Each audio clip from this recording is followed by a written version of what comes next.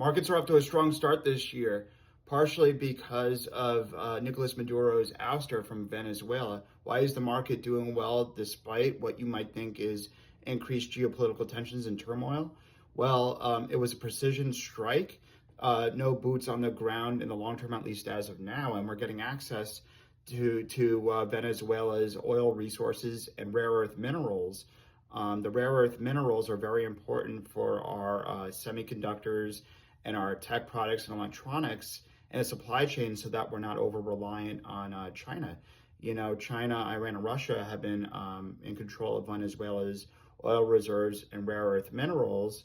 And the fact that that the United States has access to the oil and rare earth minerals right now is beneficial, at least in terms of AI supremacy. That's the main benefit right there. So the market's reacting well to that. You're seeing, tech and AI stocks, at least as of yesterday, doing very well. And let's hope, tensions don't escalate further. On top of that, Bitcoin's doing very well. Bitcoin hit 94,000 yesterday, partially because the Clarity Act defining which cryptocurrencies are commodities or securities. That's going to add some extra clarity so that banks and companies could be comfortable, doing business with Bitcoin. Especially as AI progresses, Bitcoin and blockchain will be the settlement layer. So when AI agents do business with each other, blockchain runs 24/7, and so that they can pay each other in cryptocurrency. The current financial system only works pretty much 9 to 5 and is very antiquated in that regard. On top of that, with the U.S., seizing Venezuela's Bitcoin reserve, it's rumored that they have about $50 billion of Bitcoin, and if that supply is locked up right now, that could add a pretty dramatic increase in Bitcoin's price. On top of that, we have Walmart accepting crypto payments. So there's a lot of good catalysts coming up for Bitcoin. I expect Bitcoin to hit new all-time highs soon, hopefully in Q1. NVIDIA also announced a $20 billion deal with Grok so that inference could be faster in terms of AI chatbot speed. So thinking faster will be huge.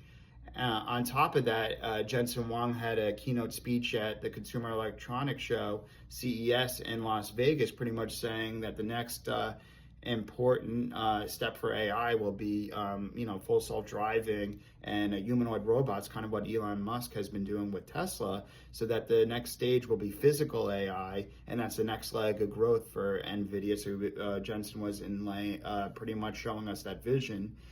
And, lastly, there was a 60 Minutes segment on Boston Dynamics robots.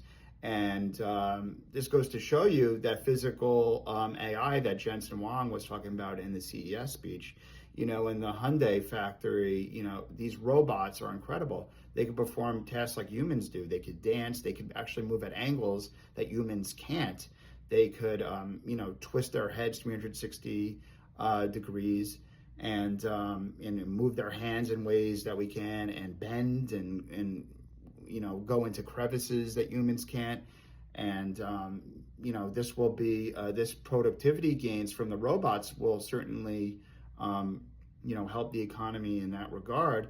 And we're going to see a lot more humanoid robots in the coming decade, in my opinion, especially in factories. We're already seeing that with Amazon and their logistics and their warehouses. And, Elon Musk has said that the productivity gains from AI, our GDP growth could be about, 4 to 5, in the double digits, in the next 12 to 18 months from AI. And then, probably triple digits in the next, 5 years or so, once we start seeing the benefits of the investment we've been doing in AI, and once humanoid robots really go into effect. So that's why I think that, if GDP goes, to double digits or even triple digits because of AI, I don't really see a recession anytime soon, in my opinion.